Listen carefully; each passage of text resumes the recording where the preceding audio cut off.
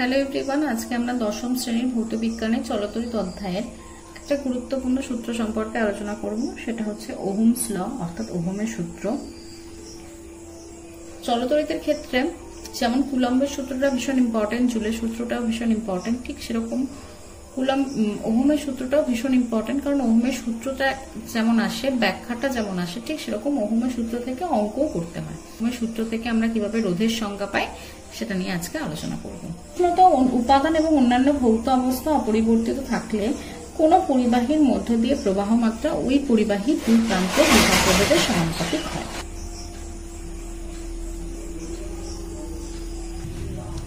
সমানুপাতিক। এবার একটা পরিবাহী নেওয়া হলো, এই হচ্ছে পরিবাহীর রোধযুক্ত একটা পরিবাহী নেওয়া হলো। এবার এই পরিবাহীটার নাম দিলাম আমি এ আর বি। পরিবাহীটাকে একটা ব্যাটারির সঙ্গে যুক্ত করলাম আমরা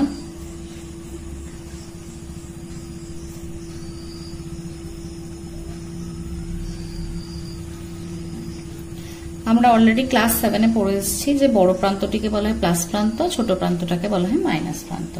আর এটা দিয়ে আমরা রোধকে বোঝাই, রোধকে আমরা এখানে আর দিয়ে প্রকাশ করব। এবং এই পরিবাহীটার মধ্য দিয়ে প্রবাহ মাত্রা যাচ্ছে আই।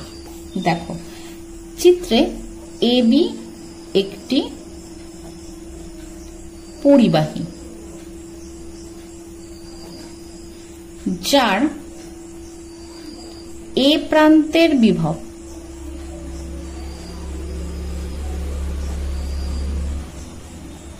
VA ও বি প্রান্তের বিভব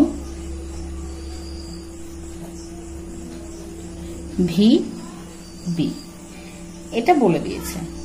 আর কি বলা হচ্ছে দেখো, চিত্রে আমি অ্যারো দিয়ে বুঝিয়েছি এ থেকে বি এর দিকে তড়িৎ প্রবাহিত হচ্ছে।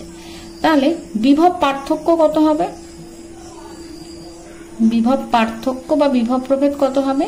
VA minus VB।